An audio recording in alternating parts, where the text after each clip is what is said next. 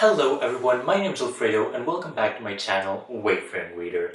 Now, on this occasion, I was completely lost. I have been kind of lacking creatively lately and I didn't know which video to do.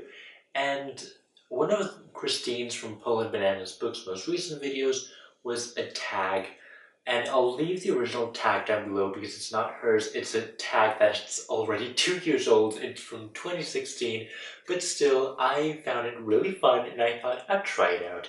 And it's the First Dates book tag. So without further ado, let's just get right into it. Now the first question is The Awkward First Date, a book that wasn't bad but just wasn't for you. There was this spark that was lacking there. And for me, The Fifth Wave. Now, don't get me wrong, this isn't by any means a bad book. I really enjoyed it in the end, but there was something lacking for me. I ended up not enjoying it as much as I expected to, and even though I didn't have a lot of expectations going into this, because back then I wasn't a huge sci-fi fan, and then I heard that the second book was kind of meh from a lot of people, so I didn't even pick it up. And honestly, this is just kind of lost in my memory. The next book is A Cheap First Date, a date that turned out less than you expected. Now for that, I have picked up Red Queen by Victoria Aveyard. Now again, don't get me wrong because I really enjoy this series, but I've been enjoying it more and more with the next books, and the last book is coming out like next month and I'm super excited for it. But this one, I did expect a little bit more. I had heard when I picked it up that it was filled with tropes and YA cliches. This fantasy and the synopsis really had everything for me to love it and to become a favorite, but it didn't happen, sadly. The next one is A Well-Prepared First Date, a book that was better than you expected. And for this one, I have picked up Three Dark Crowns, and this is very funny because, by Kendara Blake, I didn't say that, but this is very funny because it's kind of like the contrary of what happened with Red Queen. I picked this up because it was on sale on Amazon, and I thought this was going to be filled with tropes, with cliches. It wasn't going to add anything new to the fantasy genre, but oh my, was I wrong. This book is amazing. It's become one of my favorite fantasy series of all time. The second book is also really good. I have reviewed the second book, I believe, in a wrap-up, so I'll be linking it either down below or just leaving it here on the side of the video for you guys if you're interested. Now the next question is Hot But Dumb. A pretty book, but not so hot on the inside. I'm sorry. And for me, that was my true love gift to me, 12 Winter Stories edited by Stephanie Perkins.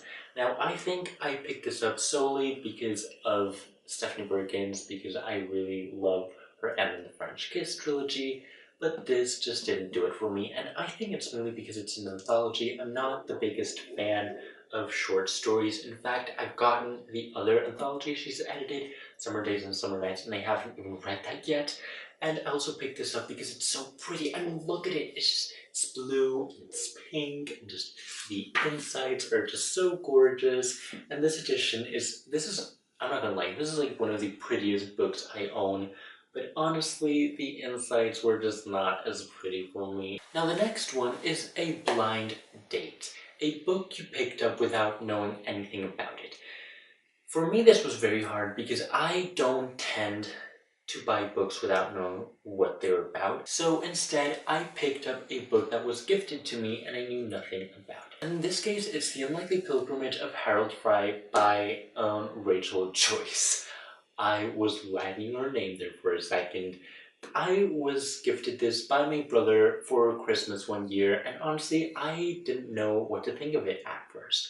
But I ended up reading it, and I ended up loving it so much more than I expected because it is not the usual type of book I read. It's kind of like this coming-of-age adult contemporary novel. Very deep, very intense sometimes, very thought-provoking, and I haven't read many of these books. It's not a genre I lean towards specifically. So when I picked this up and I loved it, I was so surprised and I'm so pleased. Now the next round is speed dating.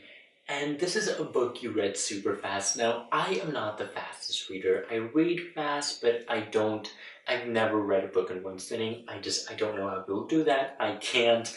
But when I think a book I read fast, that for me is Unbreakable by Cami Garcia. I read this in 2 days, which is an accomplishment for me, and this was also the first book I read in 2 days. This is this fast-paced ghost hunting story, and when I picked this up, I thought it was going to be a ripoff of Shadowhunters, and oh man, was I wrong.